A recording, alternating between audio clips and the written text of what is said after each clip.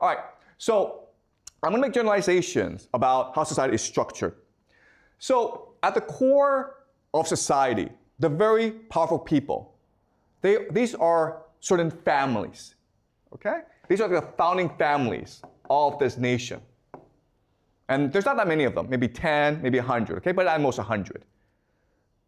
So if you go back to the Roman Empire, and the Roman Empire controlled most of Europe, as well as Anatolia, Egypt. It was a huge area, but really there were only about 200 families that controlled the Roman Empire, okay? All right, so how these families express power, how they control power in society is through three mechanisms, okay? Three pillars of power. And these three pillars are finance. Okay? Finance, we talked about last class, it's just central banking. All right? Second pillar is religion. Religion is just what people believe, how to control what people believe. Now, the religion of today is science and technology. Okay? And the third pillar is intelligence or spies.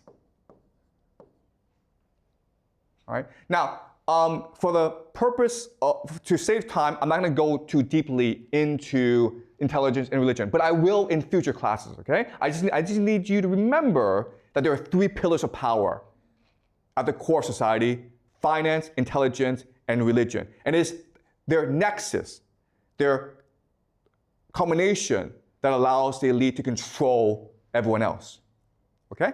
So from this nexus, they will control all aspects of society, including schools, including the military, including government, including the media, including culture, including crime, the mafia. Okay? Every aspect of society that you can imagine is being controlled in some respect by this nexus of power. Okay? Also, you have like corporations, right?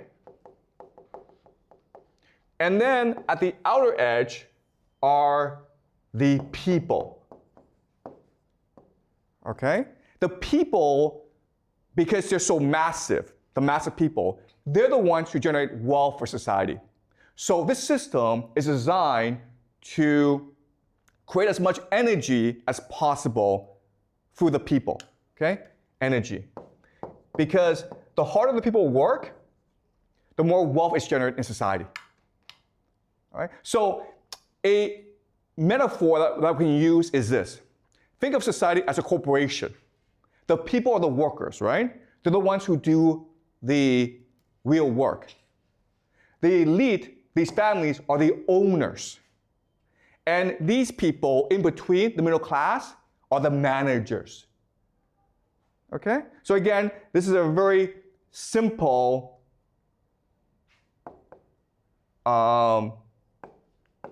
metaphor, and it's not accurate, but it's useful for analysis. Okay? So the families are the owners of the corporation, the people are the workers, the people in between, the managers, are the managers. And we call these people the middle class. There have been other names for it in China before in history. We call them the scholar officials, right? Another name for them is something called the professional managerial class, PMC. Also, another name for them is the petty bourgeoisie. Okay? Again, you don't need to know these names. For the purpose of simplicity, we will just call them the middle class. All right. Does that make sense? Okay. So having gone through the structure of society, let's talk about what happens when society rises and falls. Okay? When it rises, the dynamic of these three groups, it's very interesting. When it rises, the families who own the nation are happy to let the managers control society. And this is what we call democracy, right? And the managers are always providing feedback to the families and saying, we should treat workers better. If we treat workers better, then they will work harder. Okay? And at this point, things are great. The people feel that they have a voice in the system, they're making good money, everyone's really happy.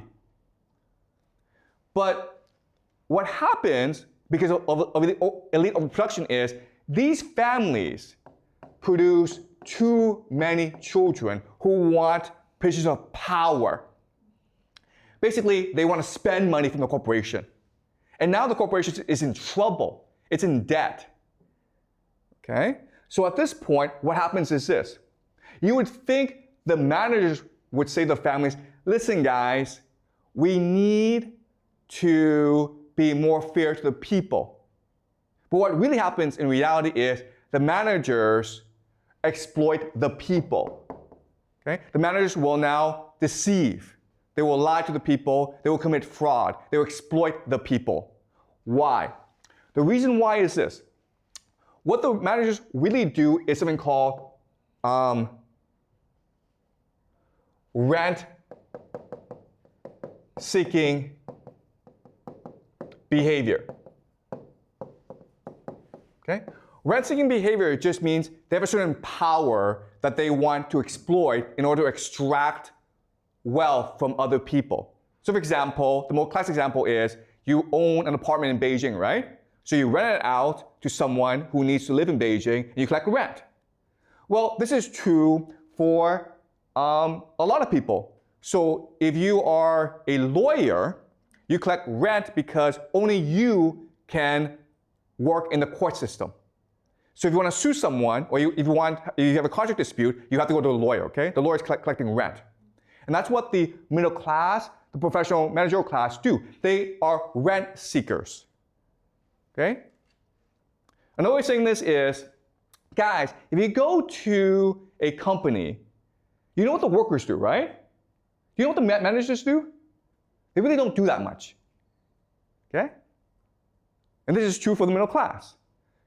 Like, the managers, the middle class, live very nice lives. And so when the company's in trouble, the managers are like, well, I have a very nice life, I have a very nice job, but I don't really don't do anything, so I'll probably be the first to get fired. So they have to show their worth. They have to prove their worth, and therefore, they exploit the workers. Okay? Do you understand? They push the workers harder to generate more wealth. Right? So in the decline phase, this is not really a problem. But what happens over time is the conflict within the elite gets worse and worse. Elite overproduction. And what will eventually happen is they will form into factions that compete against each other for power. Okay? And when that happens, then society becomes aligned into factions. The factions will bring in certain elements of the middle class, which will then bring in certain elements of the people. And now, what happened is civil war or revolution. And this marks the collapse of society. What's really important for us to remember is this is a natural cycle, and no amount of external threat will change that dynamic. Why? Because it's very common for these factions to align with mercenaries. Okay? So there's foreign invasions, not because some guy overseas is like, oh, this society is unstable, I'll come and invade. What happens often is a certain faction invites mercenaries into the nation as part of the power struggle. And then the mercenaries realize, you know what? We can stick this for ourselves. All right? So when you reach the collapse phase, the society is much too insular, much too wrapped with infighting to care about external threats. And that's why, if there's an alien invasion, it really wouldn't change anything. Okay? All right? Is this clear to you guys? Yes. So again, this is the model we're working with to explain the rise and fall of societies. At first, in this system, the elite families are willing to let the managerial class incentivize and motivate the workers to do their best. And you do that through democracy, through openness, through meritocracy, through innovation.